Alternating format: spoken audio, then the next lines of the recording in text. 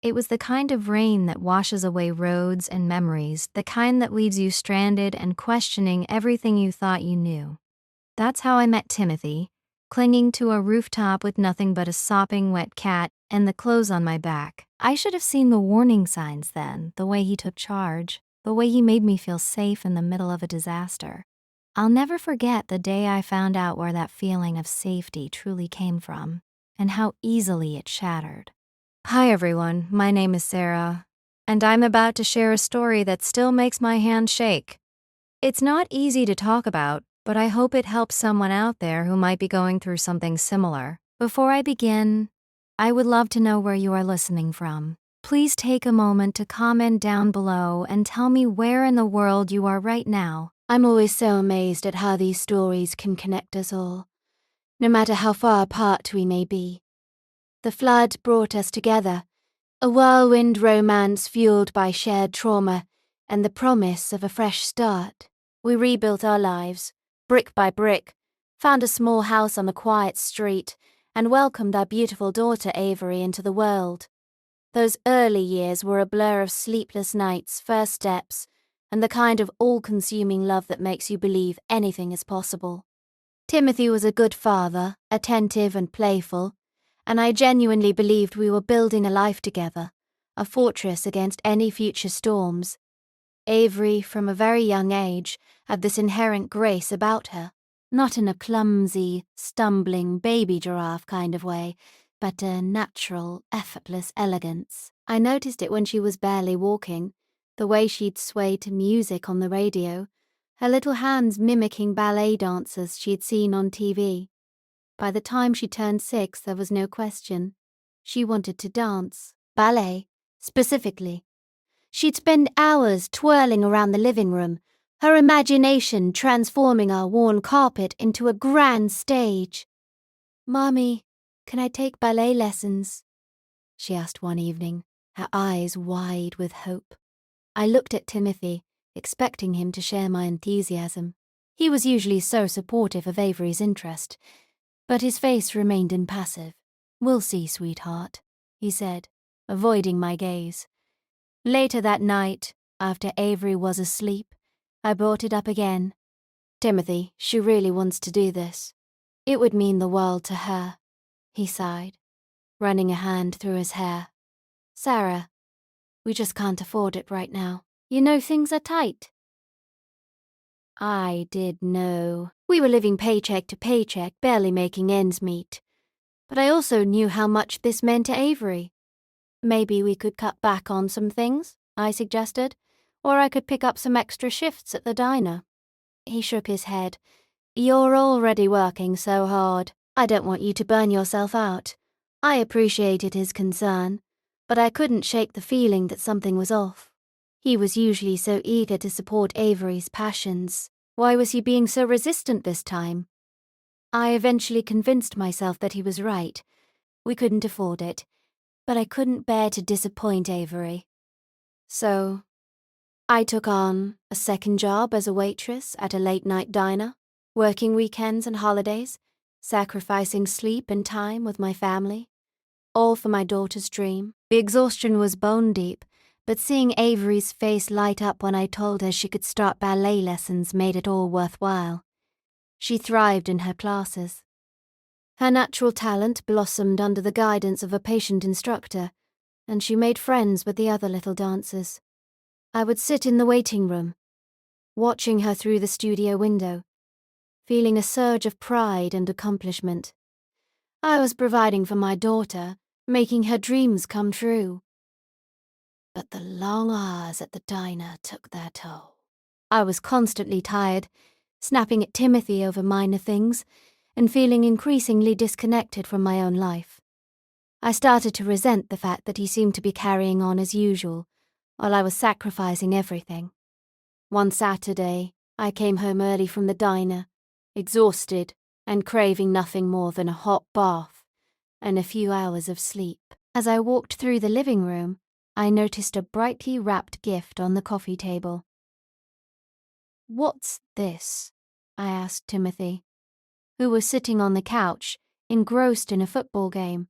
"Oh, "That's just a little something for Avery," he said casually, not looking up from the screen. "She's been doing so well in her ballet lessons. I thought she deserved a reward." I picked up the gift, my heart sinking. It was a brand new ballet outfit, complete with a sparkly tutu and satin shoes. The kind of outfit that cost hundreds of dollars. "Timothy," I said, my voice trembling, "where did you get this?" He finally looked up, a flicker of unease in his eyes. I saved up some money." "Saved up? From what? We can barely afford groceries, let alone designer ballet outfits." He shrugged, avoiding my gaze again. "I've been doing some extra work on the side. Nothing big." I stared at him, my mind racing. Extra work? Why hadn't he told me? Why was he keeping secrets? The next few weeks were a blur of suspicion and anxiety. I started paying closer attention to Timothy's comings and goings, noticing little inconsistencies in his stories, catching him in subtle lies. He was always vague about where he was going and who he was with, and he seemed to be spending an increasing amount of time away from home. One afternoon, while cleaning Avery's room, I found a small, heart-shaped box hidden under her bed. I opened it, my hands shaking, and found a delicate silver necklace with a tiny ballerina pendant. "Mommy, that's so pretty," Avery exclaimed, seeing the necklace in my hand. "Lisa gave it to me." "Lisa? Who was Lisa? Who's Lisa, honey?" I asked, trying to keep my voice calm. "She's my other mommy," Avery said matter-of-factly. "She takes me to the park and gets me ice cream. She's really nice." My blood ran cold. Another mummy? What was going on? That night, I confronted Timothy. "Who is Lisa?" I demanded, my voice barely above a whisper. He paled, his eyes darting around the room. "She's just a friend," he stammered. "A friend from work, a friend who buys my daughter expensive gifts and calls herself her other mommy?" He didn't answer, his silence speaking volumes. I spent the next few days consumed by a burning need to know the truth. I went through his phone, his email, his wallet, searching for any clue that would explain his behavior. And then I found it.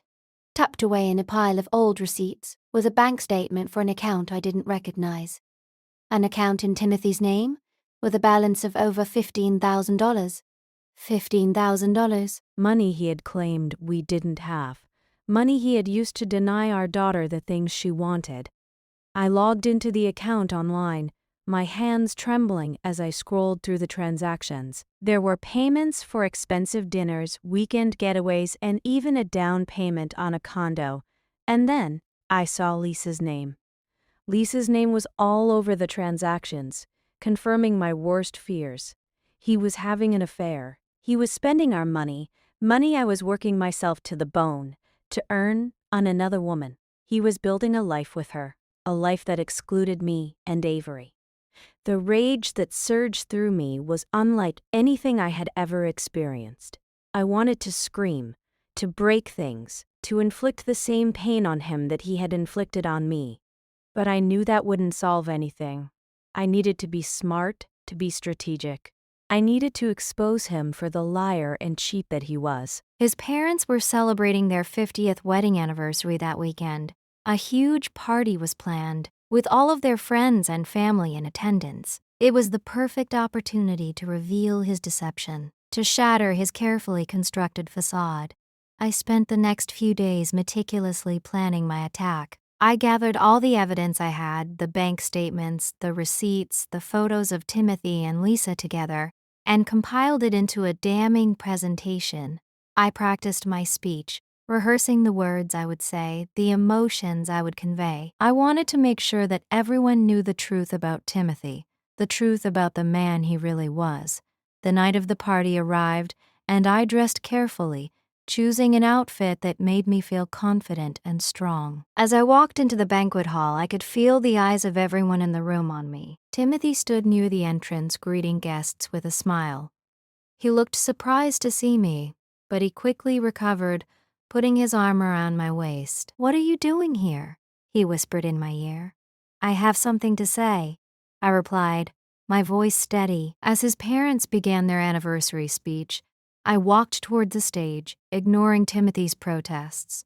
I took the microphone from his mother, who looked at me with a mixture of confusion and concern. I have a few words I'd like to share, I said, my voice echoing through the room. About my husband, Timothy. A hush fell over the crowd as I began to speak. I recounted the story of our meeting, our marriage, the birth of our daughter. I talked about my struggles to make ends meet, my sacrifices to provide for my family. And then I revealed the truth about Timothy's affair, his secret bank account, his betrayal. I presented the evidence, one piece at a time, letting the facts speak for themselves. The room was silent, except for the occasional gasp of shock or disbelief.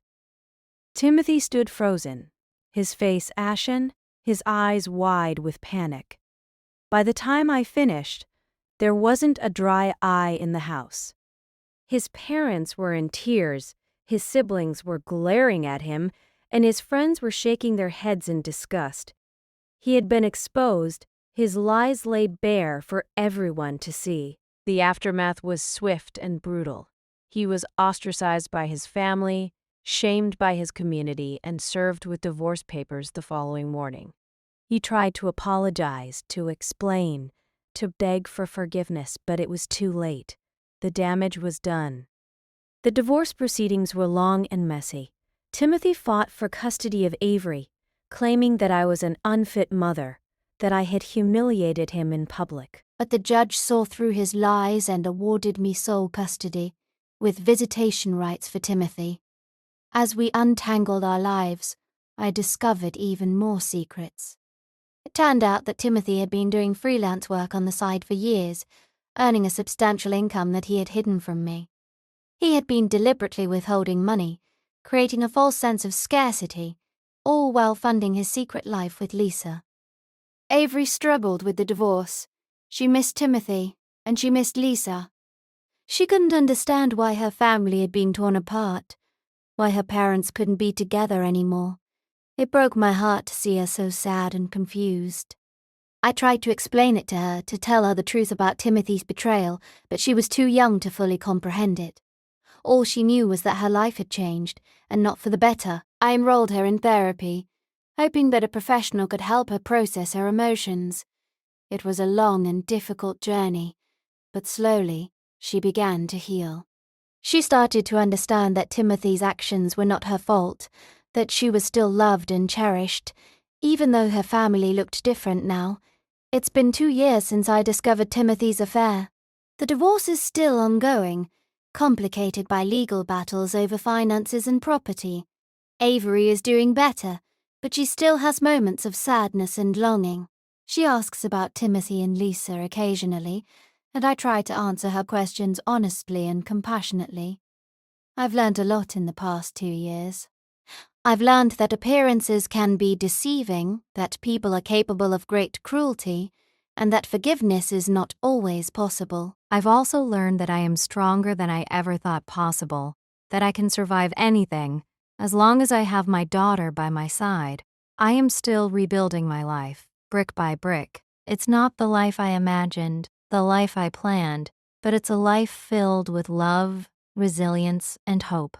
And that's enough. I'm not sure what the future holds for me, for Avery, or even for Timothy, but I hope we all find some peace and contentment as we move forward. I hope that Avery can grow up to be a strong, confident woman who knows her own worth and never settles for less than she deserves. And that's when I realized that sometimes the greatest storms bring the greatest clarity. My 7-year marriage began with a flood, ended with an anniversary party. The truth ruined everything. If you enjoyed this story, please subscribe to the channel for more such stories.